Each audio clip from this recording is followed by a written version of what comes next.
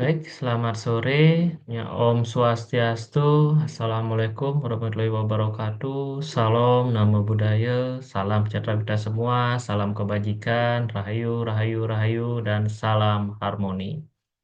Perkenalkan, saya Imade Hendra Sukmayasa. Saya satu mahasiswa S3 Ilmu Pendidikan, program Pasca Sarjana Universitas Pendidikan Ganesha. Di sini saya akan menyampaikan opini saya terkait pendidikan Pancasila, ya, di mana mengkaji tentang fondasi filsafat dan implementasi praktis dalam masyarakat.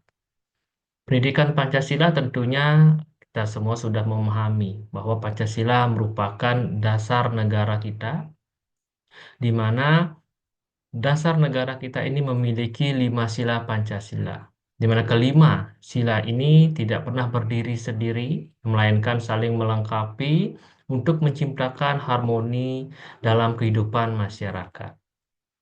Pendidikan Pancasila memainkan peran strategis dalam membangun karakter dan jati diri bangsa Indonesia. Sebagai landasan ideologis negara, Pancasila tidak hanya menjadi dasar dalam kehidupan berbangsa dan bernegara saja, tetapi juga menjadi roh dalam sistem pendidikan nasional. Secara filosofis, pendidikan Pancasila beraskar pada nilai-nilai dasar yang terkandung dalam 5 sila. Kelima sila ini, seperti yang sudah saya sampaikan tadi, merupakan satu kesatuan yang tidak bisa dipisahkan dan juga memiliki sistematisasi atau sistematis dalam saling memperkokoh landasan yang ada pada Pancasila ini. Sila yang pertama yaitu adalah ketuhanan yang Maha Esa, di mana pendidikan Pancasila menekankan pada pentingnya nilai-nilai ketuhanan, nilai-nilai keimanan dan ketakwaan terhadap Tuhan yang Maha Esa sebagai pondasi utama. Hal ini membentuk manusia Indonesia yang religius, toleran, dan juga mampu menjunjung tinggi nilai-nilai spiritual. Selanjutnya, sila yang kedua, yakni kemanusiaan yang adil dan beradab. Pada aspek ini mengarahkan pada pendidikan untuk menanamkan rasa hormat terhadap hak asasi manusia, keadilan sosial, dan kemanusiaan universal. Peserta didik diajarkan untuk menjadi individu yang memiliki empati dan kesadaran sosial yang tinggi. Selanjutnya, sila yang ketiga itu adalah persatuan Indonesia. Nilai persatuan menjadi elemen yang sangat penting dalam membangun integrasi nasional. Pendidikan Pancasila mengajarkan pentingnya menjaga persatuan di tengah keragaman budaya, agama, dan suku bangsa, terutama di era globalisasi ini. Selanjutnya, sila yang keempat, yakni kerakyatan yang dipimpin oleh hikmat kebijaksanaan dalam permusyawaratan perwakilan, mana konsep ini memperkenalkan prinsip demokrasi yang menjunjung tinggi musyawarah untuk mencapai mufakat.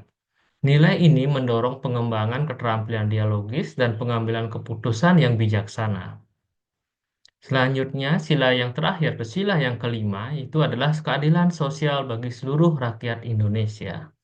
Pendidikan Pancasila menanamkan pentingnya keadilan sosial sebagai tujuan akhir atau muara akhir dari pembangunan bangsa.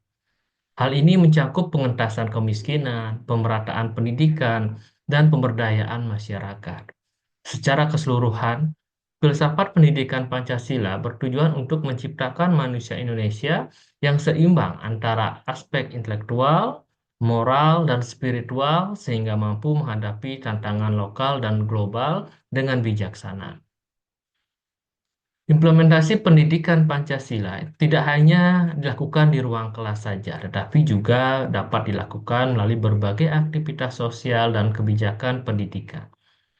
Ada salah satu atau beberapa contohnya itu misalnya yang pertama integrasi dalam pendidikan kurikulum nasional, yang kedua pengembangan karakter melalui ekstrakurikuler, yang ketiga dengan melakukan atau melaksanakan pendidikan multikultural dan dapat juga dilakukan dengan penerapan teknologi dalam pendidikan Pancasila.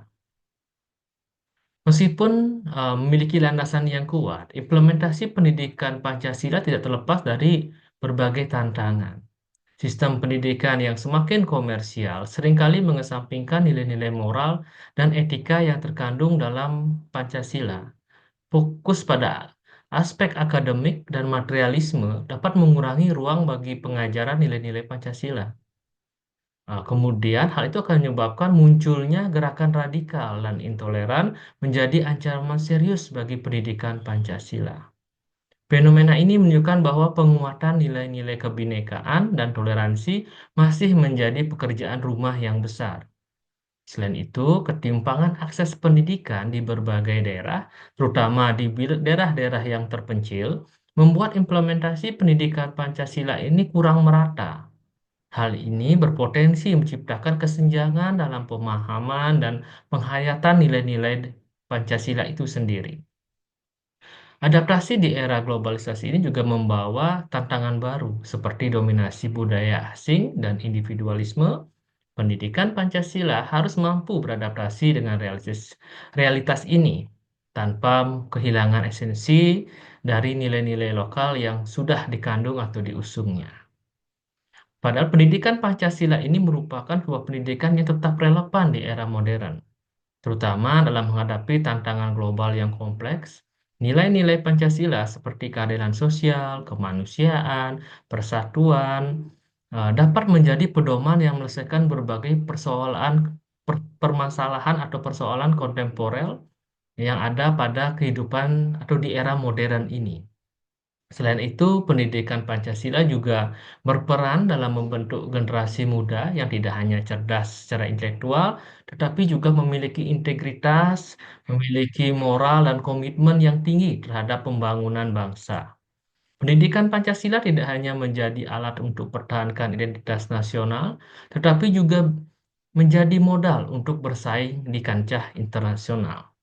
Maka dari itu, pendidikan Pancasila di era globalisasi ini sangat penting diberikan kepada peserta didik atau kepada siswa-siswa agar mereka mampu menjadi orang yang berpikir kritis, yang cerdas, memiliki intelektual yang bagus, serta memiliki akhlak mulia yang bagus dalam kehidupan sehari-harinya, sehingga nantinya dapat menjadi sebuah senjata bagi mereka untuk mengatasi tantangan-tantangan yang mereka hadapi di era globalisasi ini.